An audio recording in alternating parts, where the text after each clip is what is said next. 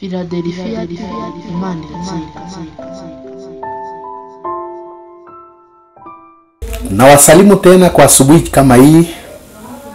Mungu awabariki. Tunamshukuru Mungu kwa kuturudisha tena mbele ya uso wenu.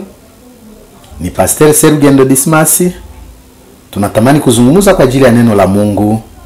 Wapendwa wa Kristo, tuko katika siku za kumaliza mwaka. Acha tuanze tuombe Mungu.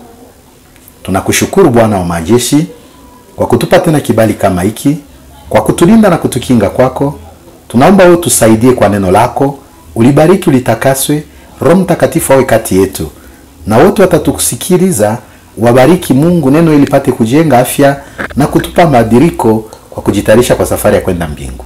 Tunashukuru kwa jina la Yesu tukiomba. Amen. Yes. Tulisema tunashukuru Mungu. Tulianza mwaka na tumekaribia kumaliza mwaka, kuna baki ama siku 12 tumalize mwaka huyu. Tuanze wengine mwaka mpya. Hizi siku ni siku za kuomba Mungu atusaidie tumalize mwaka kwa salama, kwa uwezo wa Mungu. Atusaidie tuingie tena katika mwaka mpya kwa salama, kwa kuwa atujue lengo nini itakuwa katika mwaka tutakapoanza. Sasa ni siku ya Mkristo kujitayarisha. Kuanza mwaka na kumaliza mwaka si kawaida. Kuanza mwaka na kumaliza si kwa nguvu zetu, si kwa akili zetu, si kwa ajili ya pesa. Juu wakosefu tuko wengi. Na wengine hawana akili. Akili sio sisi wote tuko na akili, lakini ni kwa neema ya Mungu tu. Waliofariki ni wengi kwa mwaka huo. Hiyo kitu unapaswa kujichunguza na kuitambua ukipatia Mungu sifa. Waliogonjwa magonjwa mazito ni wengi. Lakini kama wewe na mimi tukingalike hai, ni neema tu toka kwa Bwana. Sasa tutapasha kumshukuru Mungu, tuombe. Ni siku za kuomba, hizi siku zinabaki za kumaliza mwaka. Kila Mkristo anastahili kuomba hizi siku. Kila Mkristo anastahili kujichunguza hizi siku. Nilianza mwaka namna gani? Nitaimaliza namna gani? Nimetembea kama vile Bwana atakavyo? Nilifanya aliyo mapenzi ya Mungu? Nilimtii Mungu wangu kwa mwaka huyu? Nilisikia mashauri ya Mungu katika mwaka huyu? Kuomba sio mchezo. Kuomba pia ni kazi. Kuomba inaomba akili. Kuomba inaomba hekima. Kuomba inaomba utakaso. Kwa watu wengi wamekamata tu kuomba kama vile kawaida. Acha tuombe tukule. Acha tuombe twende. Hapa kuomba ni kitu kia hekima, inaomba hekima. Ujue kwanza nani uko namwambia hiyo maneno. Nani uko naomba mbele yake. Ni kujichunguza. Muda wa huu mwaka ngisi tunasema nilitembea namna gani mbele ya Mungu? Nani nilikosea? Nani mwenye sijamsamehe kwa hizi siku? Ni siku ya kujichunguza. Nilikosea nani? Ni Mungu ama mwenzangu mwanadamu? Nani ambaye nilikataa kusamehe kwa hizi siku? Kwa kuwa kutubu ni kitu kia lazima kwa Mkristo wote. Watu wengi wanapenda kutumikia Mungu na wanajaa dhambi. Watu wa Mungu wanapenda kuishi na wengine wamewakosea, hawaombe msamaha, hawasamee waliowatendea maovu. Na hiyo inakuwa vizuizo kwetu na sisi vile vile wakati wa kuomba. Pasipo hivyo tunakutana na vizuizo mengi kwa kuomba kwetu. Wakati hautaki kusamee, wakati haombe msamaha, wakati hautaki kutubu, hiyo inaleta vizuizo kwa maombi yetu. Na ndio kichwa la neno tunaenda kuzungumza, vizuizo tunazokutana nazo wakati wa kuomba. Kuko vizuizo kwa kuomba kwetu.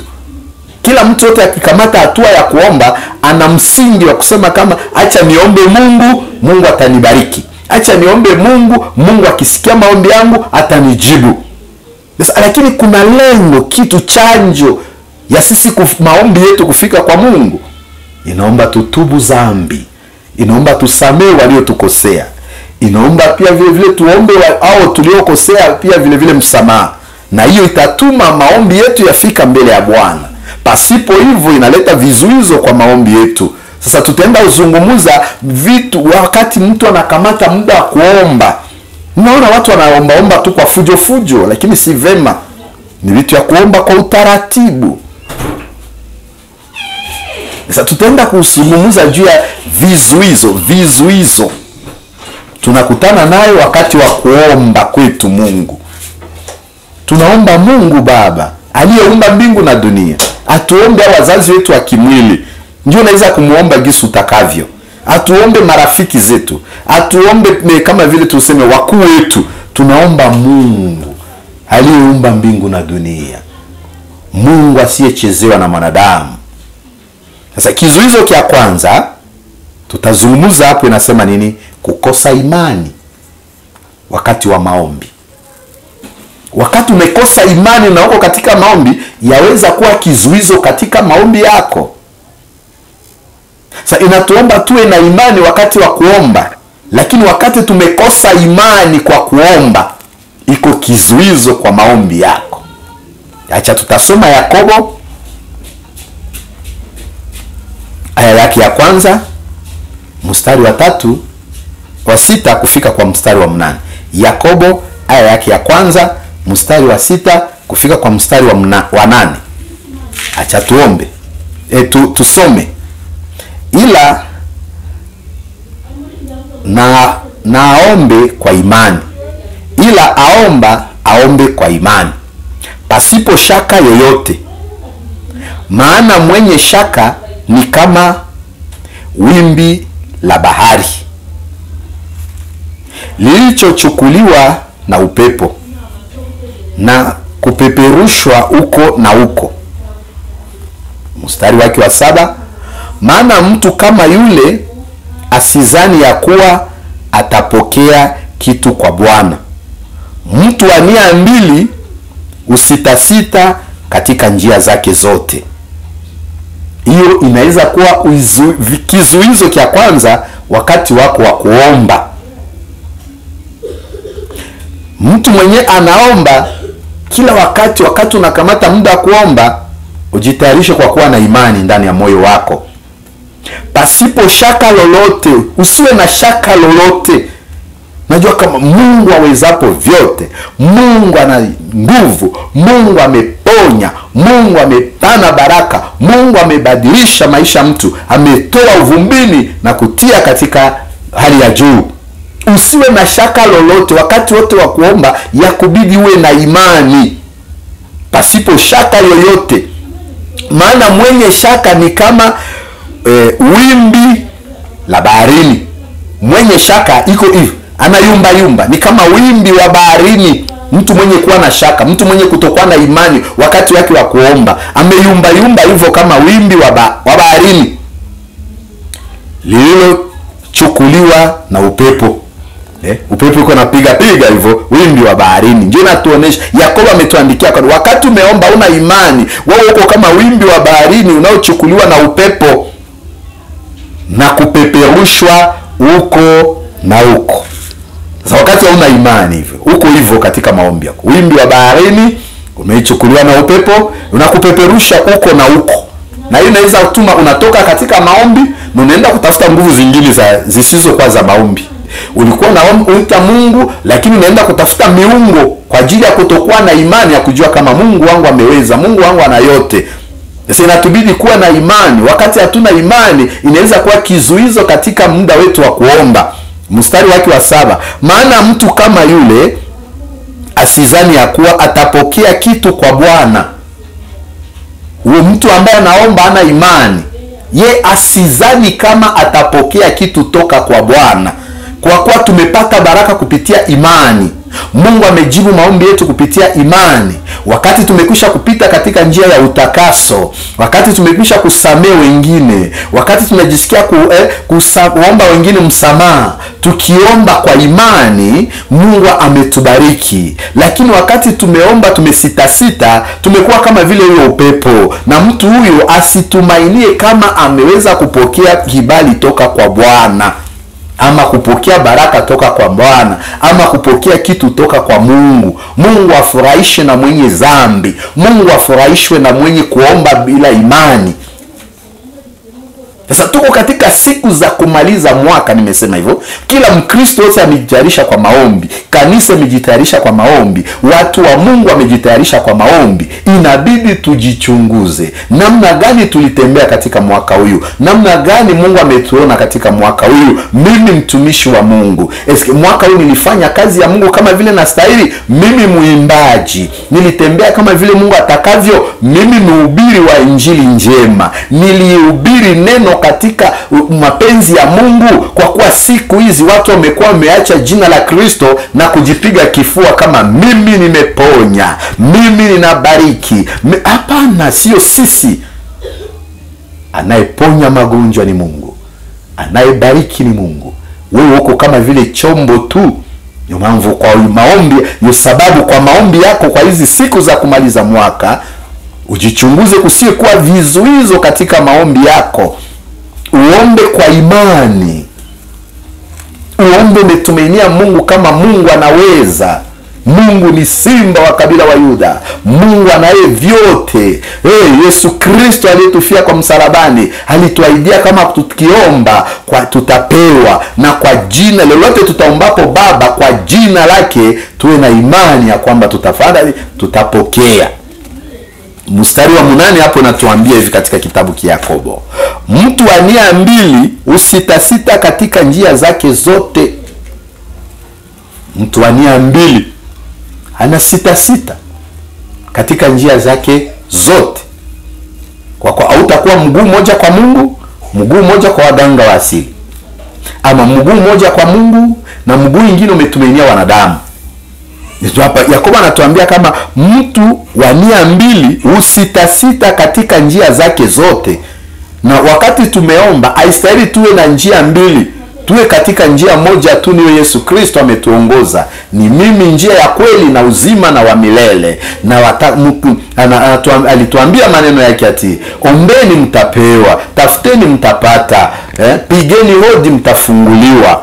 Na wakati chochote mtaomba Baba kwa jina langu, muwe na imani ya kwamba mmepata. Sasa haistustahili tena tuwe katika njia mbili. Kwa kuwa wakati tumeingia katika njia mbili, tuna sita kwa imani. Mungu atusaidie, Mungu atujalie mema. Nasema na imani, mnajua kanisa Pentecoste hizi siku, Wakristo wengi hizi siku wiko wamefuata, wamejiweka katika kipindi cha maombi, kuombea mwaka huu. Kuna vipindi vya shukrani pia vile vile. Tunamshukuru Mungu kwa yote aliyetenda kwa mwaka huu. Mungu barikiwe kwa hiyo yote ulifanya. Kuna watu walipokea baraka kwa mwaka huu. Kuna watu walipokea promotion na kazi mbalimbali kwa mwaka huu. Kuna watu ambaye Mungu alibariki kazi zao. Kuna watu ambaye walifanya ndoa ni baraka ndugu. Kuna watu ambaye walimaliza masomo wapata cheti zao kwa mwaka huu. Kuna watu ambaye walitoka katika hali ya chini na kuweka katika hali ya juu. Kuna watu ambaye Mungu aliwabariki manyumba, watu aliwabariki magari, watu Mungu alibariki mashamba yao, hata jua ilikuwa kalikali, lakini kuna watu ambao iko na baraka Mungu aliwabariki. Sasa inasema neno inatuambia hiyo maombi inabidi iwe kwa hizi siku. Tuna maombi kwa njia mbalimbali, utakaso kwa makosa tuliyofanya kwa mwaka huu, tukishukuru Mungu kwa mema aliyotutendea kwa mwaka huu, tukionyesha tena Mungu mwaka ambaye tunaenda kuanza. Lakini wakati tunaomba bila imani, kunakuwa vizuizo. Kukosa imani ni vizuizo kwetu. Mtu wa njia mbili usitasita katika njia zake zote. Usiwe mtu wa njia mbili kwa kutafuta Mungu. Usiwe mtu wa njia mbili kwa kuomba Mungu. Usiwe mtu wa njia mbili kwa imani yako. Uwe na imani kama Kristo ndiye njia ya kweli na uzima na wa milele. Mungu akubariki. Mungu akusaidie katika maombi yako ya hizi siku za mwisho. Sasa tutaingia kwa kizuizo cha pili. Tumezungumza katika kizuizo cha kwanza. Hapa tunatamani kuingia katika kizuizo cha pili. Mtu alikataa kusamehe. Unaingia katika kipindi cha maombi, lakini katika moyo wako umekataa kusamehe. Moyo wako wewe hautaki kusamehe. Moyo wako wewe ni mtu wa kasirani tu. Moyo wako wewe ni mtu wa kujiweka juu tu. Moyo wako wewe ni mtu wa kudharau wengine. Mkristo haistahili kuwa mtu wa kudharau wengine. Moyo wako wewe haupende kutii neno la Mungu. Umeitwa Mkristo lakini hausomake neno la Mungu. Unaitwa Mkristo lakini hautii sheria za Mungu. Umeitwa mtumishi wa Mungu lakini hautembee kama vile Mungu atakavyo. Haufanye vile Mungu atakavyo. Hapo ni shida hapo. Mungu ametuchunguza wa ndugu kwa njia zote. Popote upitapo Mungu anakuchunguza. Mawazo yetu Mungu anayachunguza. Masemi yetu Mungu anayachunguza. Macho yetu namna imeangalia Mungu anayachunguza. Hatua ya miguu yetu Mungu anayachunguza. Mikono yetu, mambo yote ifanyapo Mungu anayachunguza. Sasa tunasema kunaweza kuwa kizuizo katika maombi. Muda umekamata, muda wa maombi. Kuko vizuizo vyatuma maombi yetu isisikilike mbele ya Mungu. Vyatuma tusipokee baraka za Mungu. Vyatuma tusione yale tumetaka kwa Mungu. Juku kuna vizuizo, kuna shurti kwa kuingia katika maombi. Tulisema shurti ya kwanza ni kujichunguza na kutubu dhambi. Shurti ya pili ni kuomba msamaha wale waliokosea. Shurti nyingine hapo ni kusamehe waliokukosea. Na hapo ndio unaweza kuanza maombi yako. Lakini wakati unaanza maombi ya kufaa uwe na imani. Pasipo imani nayo inaweza kuwa kizuizo kwa maombi ya mtu. Watu tunaomba lakini tunaomba kwa fujo wa ndugu. Tunaomba bila utakaso. Tunaomba kwa moyo ngumu. Hatunyenyekee mbele ya Muumba wetu. Sasa Mungu atusaidie siku za kumaliza mwaka. Mungu atusaidie tuombe kwa kweli na haki. Mungu atusaidie tumalize mwaka kwa usalama kupitia maombi yetu. Hadui shetani kwa anazunguruka kwa maisha watakatifu. Hadui shetani afurahishe kuona wewe umetamani kumaliza mwaka. Hadui shetani afurahishe kwa hiyo baraka Mungu alikupatia kwa mwaka huyu. Hadui shetani afurahishe kwa ulinzi wa Mungu juu yetu. Sasa kizuizo kia pili tunasema hivi, mtu alikataa kusamehe. Wakati mtu amekataa kusamehe wengine, imemletea kizuizo katika maombi yake. Wakati tumekataa kusamehe wengine, iko kizuizo katika maombi letu. Acha tutazungumza mengi hapa kwa hii kizuizo cha pili. Tutasoma mbele ya yote neno la Bwana Marko haya yake ya 11 mstari wa 12:5 mpaka 26. Kwa sababu hiyo nawaambia yoyote myaombayo mkisali, amini ya kwamba mnayapokea, nayo yatakuwa yenu.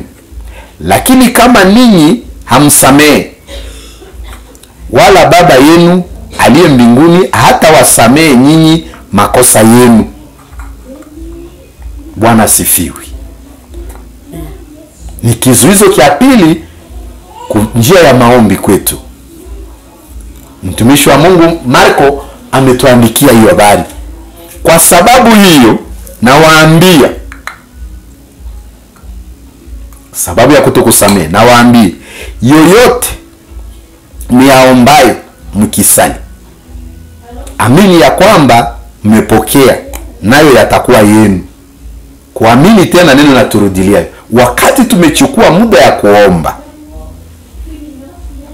yale yote tunaombea, tuamini ya kwamba tutayapokea, na yale yote tuliomba yatakuwa yetu. Wakati tunanyenyekea kwa maombi, tuseme mfano, hitaji inaweza kuwa tumeomba Mungu pesa. Wakati tuko kwa maombi,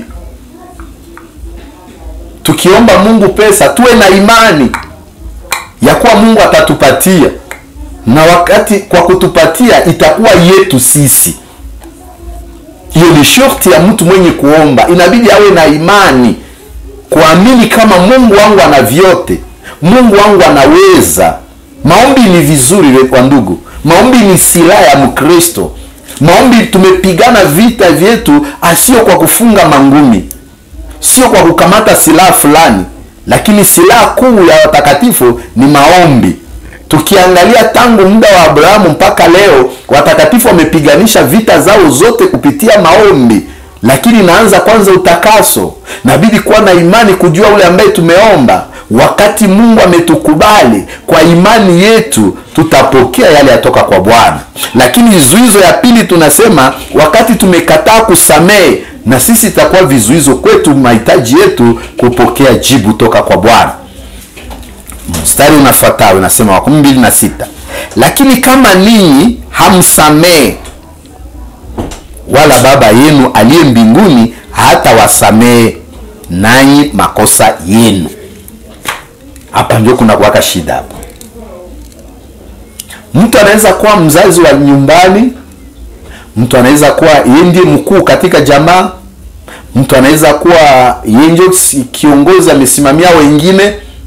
Nasema kwa hali ya Kikristo, mtu anaweza kuwa ana karama fulani Mungu alimpa, lakini unakuta kila wakati hali ya kimwili nayo inazoea kuna sanasa wanadamu kuingilia katika maisha ya kiroho. Anakuwa mtu mwenye kujiweka juu, anakuwa mtu mwenye kudharau wengine, amekuwa mtu mwenye asikie tena shauri za wengine. So, unakuta utaratibu wa kanisa Pentekoste hizi siku tumepungukiwa utaratibu wa Roho Mtakatifu. So, vitu vyote kazi ya Mungu watu wamefanya kwa fujo tu. Watu wafanye tena kwa utaratibu. Nimeona watu wengi wametumikisha neno la Mungu, lakini wameangusha, wamepotesha wengine kupitia neno la Mungu.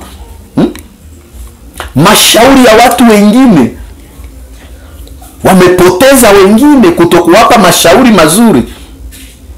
Sasa tuseme mfano,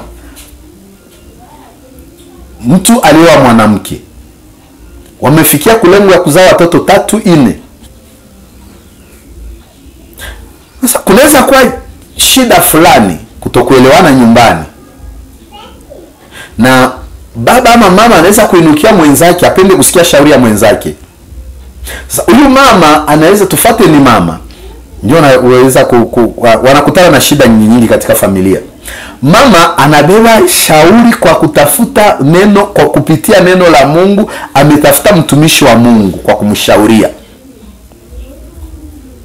Lakini unakuta mtu ambaye amesoma neno la Mungu kama usiku na mchana, ambaye anakuwa na ufahamu kwa ajili ya neno la Mungu, bali ya kumpa shauri njema amempotosha ule mume, muache hata kufalia kitu, hata kufikisha kwa kitu. Na huyu mama mwenye alileta hiyo kutafuta shauri kwa mtu wa Mungu, wakati hiyo maneno anampa, naye unakuta wengi wamepotea nao. Gisi mtu wa Mungu anasema tu hivyo. Tangu zamani mtu wa Mungu alikuwa mtu mwenye kuaminiwa sana kwa matendo yake, kwa mafundisho yake, kwa mashauri yake. Lakini unakuta sasa huyu mama naye baada ya kujiswali, hii jibu ananipa inaambatana na neno la Mungu, naye anachukua watoto anaenda, anaacha mume wake. Sasa kwenye alienda mume naye anaingia hapo kiburi, sema jinsi ulijitoa nyumbani na mimi siwezi tena kukurudisha. Anaweza kwenye alibeba watoto, maisha inakuwa ngumu, shetani analeta ufitina kati yao, baba na mama hawezi tena kuelewana, watoto wamepita katika shida ya maisha kwa matatizo. Sasa unakuta watu wa Mungu wengi wamefanya vipindi vya maombi, lakini kujichunguza ni mazito kwao. Kusamehe ni mazito kwao. Nao kujichunguza wale waliofanya isiyowezekana waombe msamehe, nao ni moyo ngumu.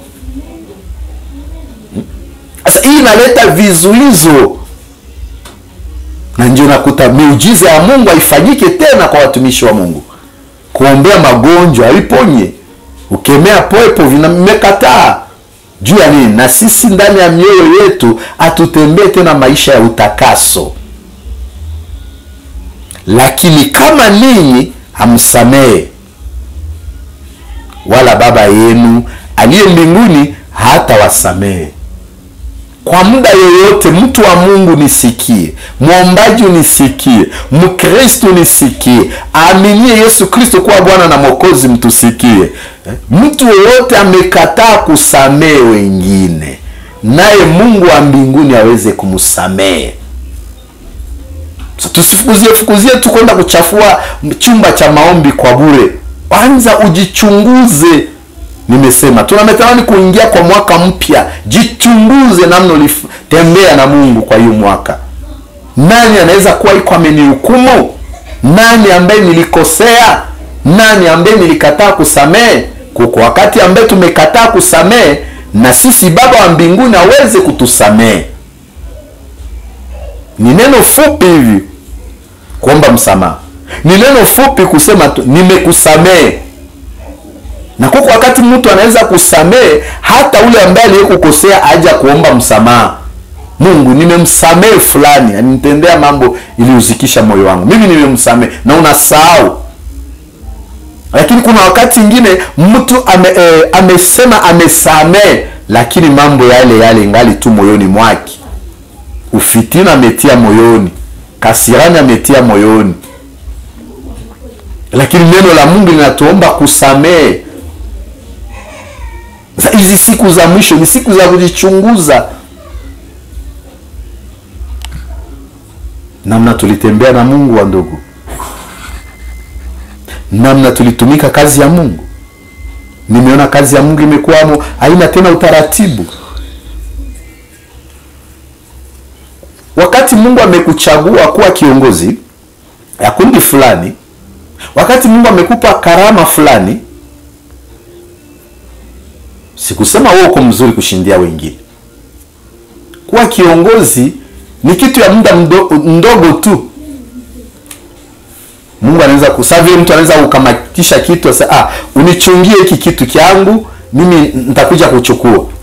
Changu unichungie hiki kitu kyangu, nitakuja kuangalia. Zaidi kazi yetu uchungaji. Haiko kazi ya kujitia juu sana. Juu kwa dakika Mungu anaweza kukuondoa na kutia mwingine hiyo fasi. Lakini kwa hiyo muda ungali unafanya hiyo kazi, inabidi uwe mtu mwenye kunyenyekea. Inabidi uwe mtu, tunasemewa mengi watumishi wa Mungu. Tumetukaniwa, tunalaumiwa. Wakristo hizi siku hawachunguze tena makosa zao na maisha yao. Wao wamechunguza watumishi wa Mungu na kuwahukumu. Na kuku mwenye anaweza kutukana. Na kuku mwenza kufanyia tendo sio ya kukuumiza tena katika safari ya kwenda mbingu. Lakini tunaombewa kusamehe. Muda mmoja tumeongoza ibada wa maombi, lakini tunaelekea wengine, kuonesha wengine tu mtubu zambi. Tumewasomea maneno mtubu zambi. Lakini na sisi tunabidi kujichunguza. Tumetembea kama vile Mungu atakavyo? Tumefanya kazi ya Mungu kama vile Mungu atakavyo?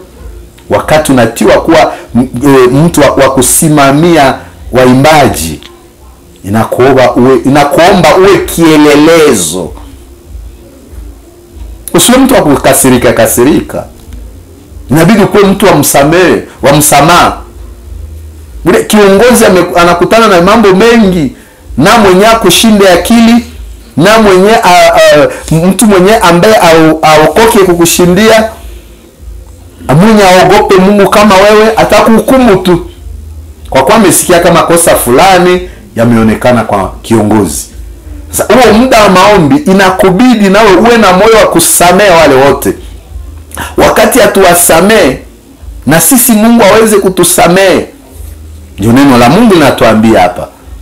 Na neno la Mungu pia linasema kama maombi ya mwenye dhambi ni chukizo mbele ya Mungu. Tuko katika maombi hizi siku za kumaliza mwaka.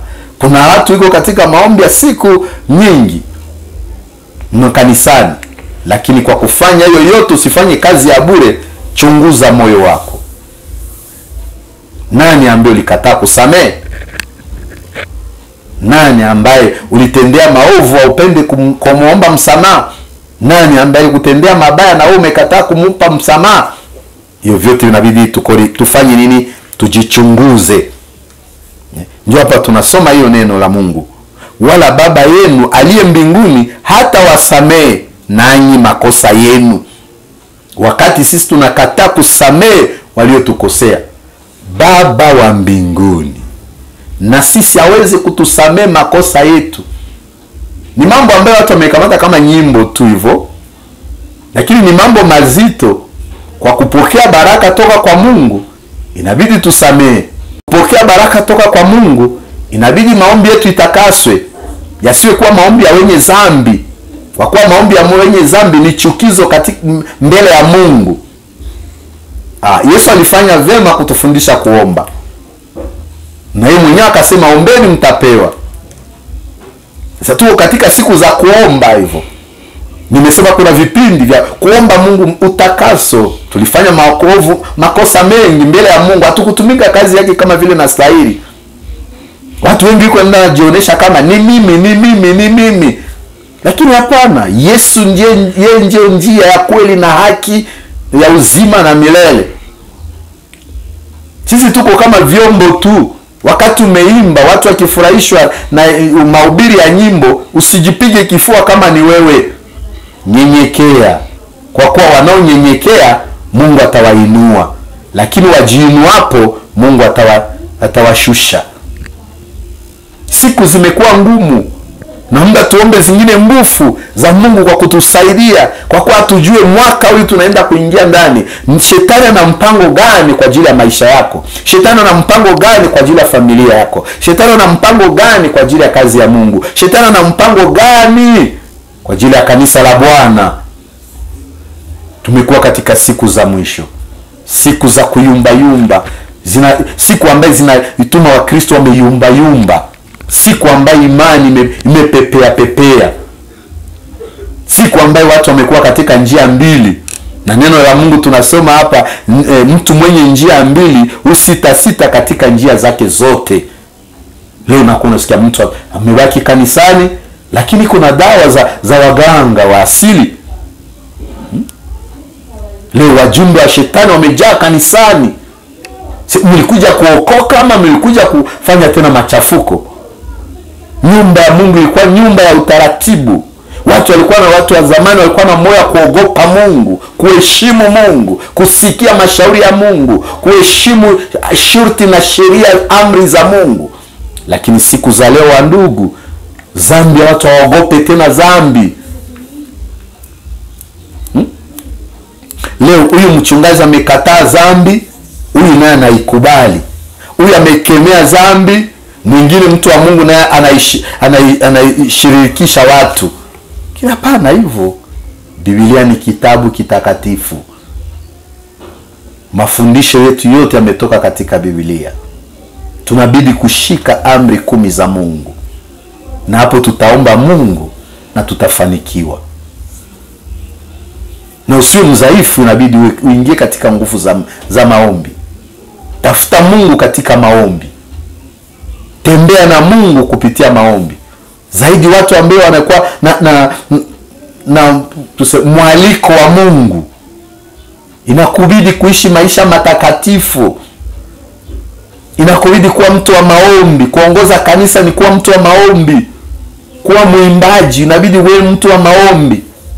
Kuwa na karama ya Mungu, inakubidi uwe mtu wa maombi. Itakulinda machafuko. Itakupa tena kuishi katika maisha ya utakaso na kuwa pamoja na Mungu. Mungu atembee na wewe. Lakini pasipo maombi tutafanya dhambi. Pasipo maombi Roho Mtakatifu atapata makao ndani yetu. Lakini na wakati unaomba, ujue kama kuna vizuizo. Mathayo amesema si wote wamuitaye Bwana Bwana ndio wataona ufalme wa mbingu. Na hizi siku watu wote wanaomba, mimi ni muombaji, mimi nimeomba, mimi nimeokoka, mimi nimeomba. Lakini wote sio maombi yao imefika katika inakubaliwa na Mungu, kwa ajili ya vizuizo. Kwa ajili ya vizuizo viko ndani yetu. Tutasoma shurti ya 3, vizuizo ya 3. Inatuambia nini? Kuomba moyo wako uko katika hali mbaya, na inaweza kuwa kizuizo. Wakati tumeomba Mungu, roho yetu iko katika hali mbovu, nao ni kizuizo kwa Mungu. Inatubidi tuombe mbele ya yote, mioyo yetu katika maisha ya utakaso. Safisha moyo. Tulikuwa tungali wadogo, watoto walikuwa naimba nyimbo kanisani, safisha moyo. Bwana Yesu alisema atakuja kama mwizi. Sasa wewe safishe moyo, kwa kuwa asije kuya akute moyo wako umechafuka. Na ndio wakati wa maombi haifai tuende kuomba na mioyo yetu umechafuka. Inatubidi tuanze tusafishe mioyo. Pasipo kusafisha mioyo itakuwa vizuizo maombi yetu.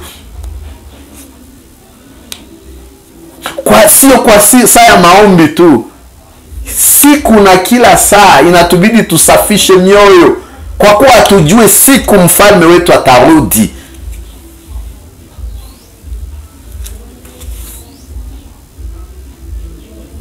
Siku za leo tunaanza kuona ni magonjwa yanakuwa nyingi katika dunia. Tasikia habari tu inakuja, fulani amefariki.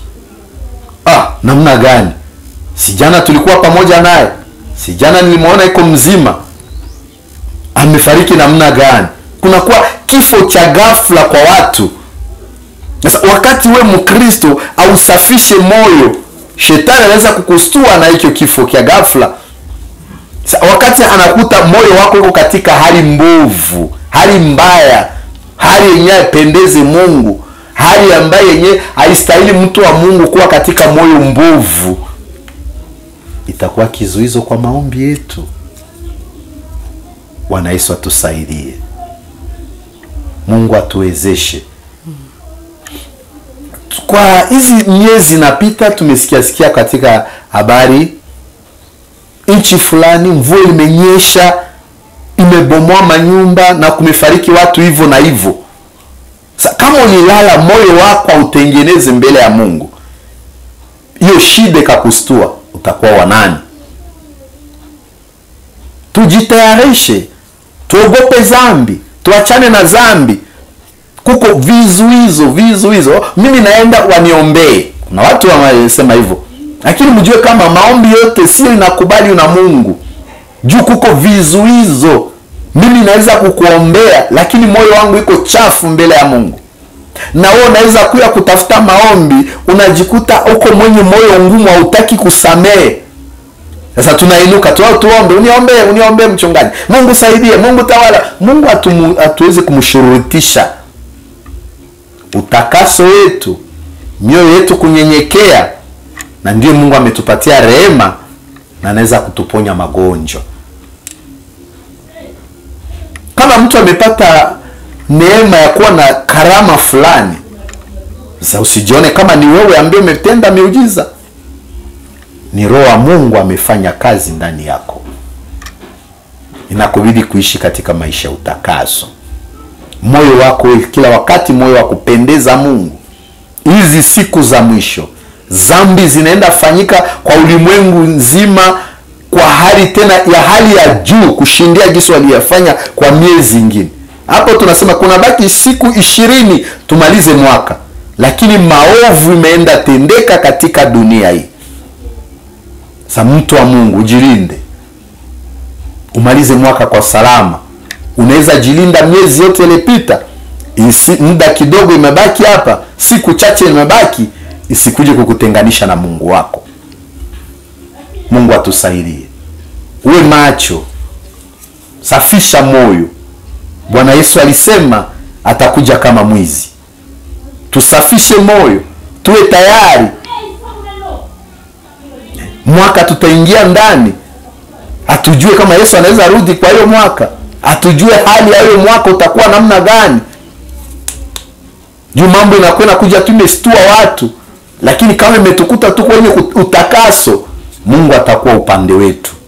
Lakini kama imetukuta tu kwenye machafuko mbele ya Bwana, Mungu aweze kuwa upande wetu. Tujue kama kila wakati, hata umeomba namna gani, wakati uko katika hali ya uchafu, ya kujichafua, Mungu aweze kuwa upande wako na maombi yako haitasikilika. Lakini wakati umeishi katika hali ya maisha ya utakaso, Mungu atakuwa upande wako na Mungu atasikia maombi yako. Watu wamejitapa kusema mimi niko mtumishi wa Mungu, mavyeo vimekuwa katika usafari ya kwenda mbingu, lakini yote Mungu anaomba utakaso. Usiwaze kama utaogopesha Mungu kwa ajili ya utumishi wako. kwa ajili ya cheo fulani uko nayo, na shetani hawezi kukimbia kwa ajili ya cheo uko nayo kanisani, lakini nakubidi kutafuta Mungu kwa njia ya maombi. Wewe mwenye moyo safi wakati unaenda kuomba. Tutasoma Yakobo aya yake ya 4 na mstari wake wa 3. Mwaomba ampate, kwa sababu mwaomba vibaya, mwatumia tamaa zenu. Ndugu Yakobo hapa anatuambia neno, wakati mwaomba ampate, kwa sababu mwaomba vibaya, mwatumia tamaa zenu. Na hiyo inakuwa kizuizo kwetu. Tunaweza fanya hata siku 20 tuko naomba, lakini wakati tunaomba kwa njia mbaya, tukiombea katika tamaa zetu, itakuwa kizuizo kwetika maombi yetu. Mwaomba ampate, kwa sababu mwaomba vibaya, mwatumia tamaa zenu.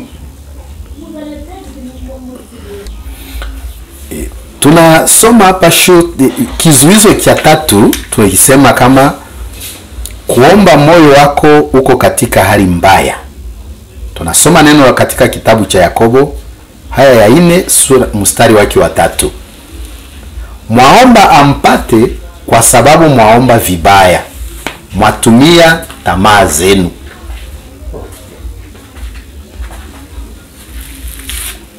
Kuna manunguniko fulani katika maisha ya Kikristo. Watu wanaangalia miaka umemaliza kanisani. Mchungaji kila wakati anatutia katika vipindi vya maombi. Mbona tuko naomba na hakuna mafanikio, hakuna mabadiliko? Nayo inaweza kuwa kizuizo hii wakati tunaomba mioyo yetu iko katika nia mabaya. Yakobo ametuandikia, anasema mwaomba mpate, kwa sababu mwaomba vibaya, mwatumainia tamaa zenu. Inaweza kuwa kizuizo kwetu wakati tunaomba atupati, tukatumainia tamaa zetu. Nasema kuna watu Mungu aliwajalia neema, anawapa karama ya kuombea watu, karama za unabii. Na muda yoyote Wakristo wanajishirikisha kwa watumishi wa Mungu. Lakini wakati mtu anaenda mbele ya nabii, mtu anaenda mbele ya mwenye kuwa na karama, moyo wake hayuko vema, na anakuja yale ametaka ndani ya moyo wake, na ndiye anataka nabii amtabirie. Yale ametaka ndani ya moyo wake, na ndiye anataka mtu wa Mungu amwambie. Yale ametaka ndani ya moyo wake, na ndiye ametaka Mungu naye amtendee. Sasa na wakati tunakuja mbele ya Mungu, mioyo yetu iko katika hali mbovu, tunaomba atupati juu tunaomba katika nia mbaya. Tuatumainia tamaa zetu. Sisi kazi yetu ni kuomba, na Mungu ndiye ameleta majibu, sio kwa nabii, sio kwa muombaji. Yeye anakuombea tu, anakuelekezea maombi yako kwa Mungu. Mwenye analeta jibu ni Mungu, na Mungu anajibu kila mtu kupitia imani yake. Mungu anajibu kila mtu kwa wakati wake. Wakati wa tendo fulani ukifika, Mungu ametenda. Na imani ya mgonjwa imemponya. Nimesikia wachungaji wengi wanatufundisha hivyo. Imani ya mgonjwa yeye mwenyewe imempona. Aweze kwenda mbele ya muombaji akuombee, na wewe uko mwenye uoga, una imani. Na tunasema kukosa imani inaleta vizuizo katika maombi yetu. Kutokusamehe wengine inaleta vizuizo katika maombi yetu. Moyo kwenda mbele ya Mungu na moyo sio kwa vizuri, na inaleta vizuizo katika moyo wetu, katika maombi yetu. Sasa chunguza namna hali yako, namna umeenda mbele ya Mungu. Ni shuti 3 tunazungumza, lakini kuna zingine na zingine ambaye natuma watu wameomba Mungu hawapokei baraka za Mungu. Mwaomba hampate, kwa sababu mwaomba vibaya. Nilisema neno kuomba sio mchezo. Kuomba inabidi kujichunguza. Kuomba inabidi kunyenyekea. Kuomba inabidi ujue nani ambaye ninaomba.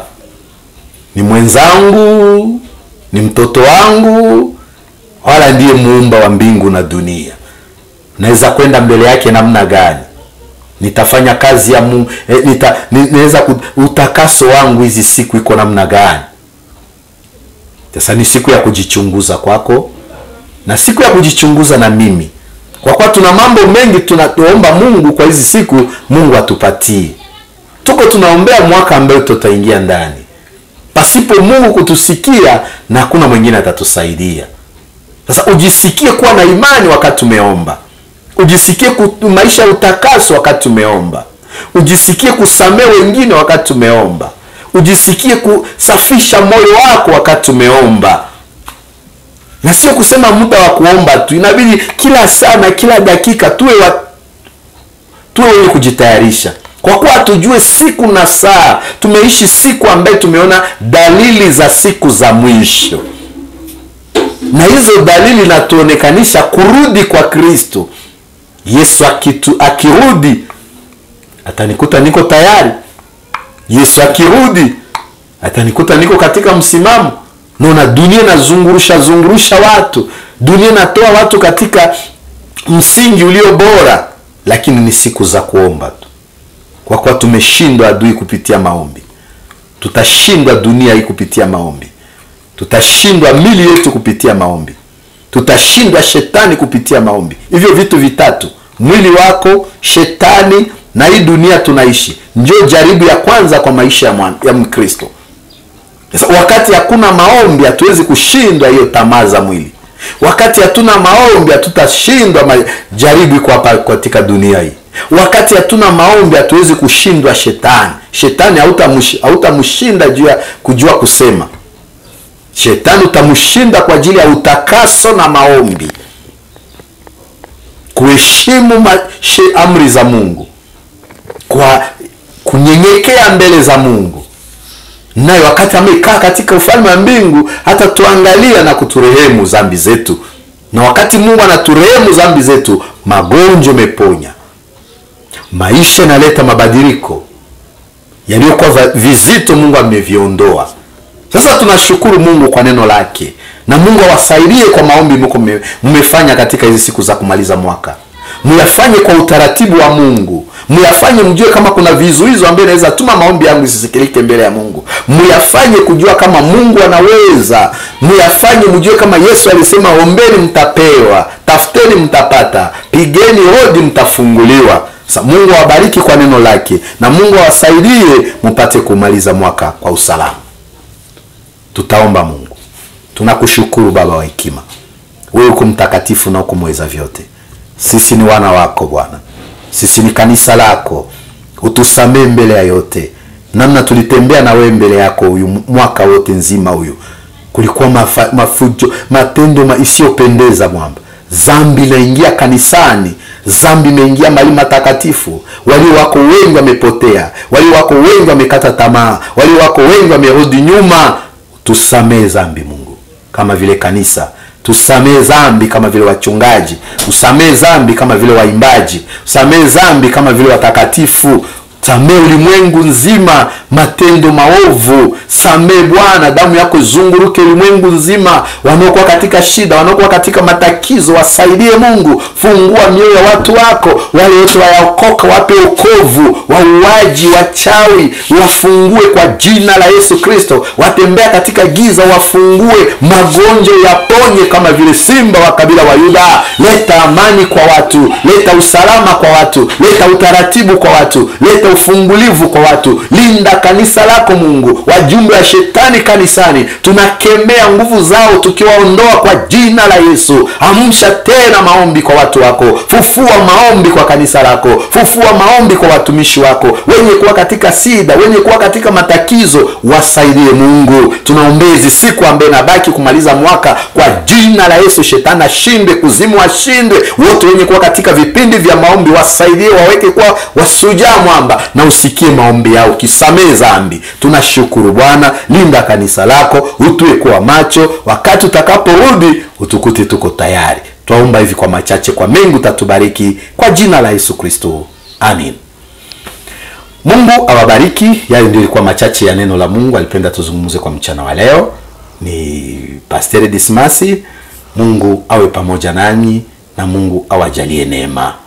Tunaweza kuwapa namba ya simu kwa kutusaidia kwa mashauri, ama kuna ikuwa neno ambayo usikie, tunaweza saidiana. Safari ya mbingu ni kusaidiana, ni kuhimizana. Tuseme hiyo neno, kuhimizana katika safari ya kwenda mbingu. Ni 07 hapo 82 88 4 3 9 7 5 4. Mungu awabariki na Mungu awajalie neema. Asante. Philadelphia, Imani Nzika.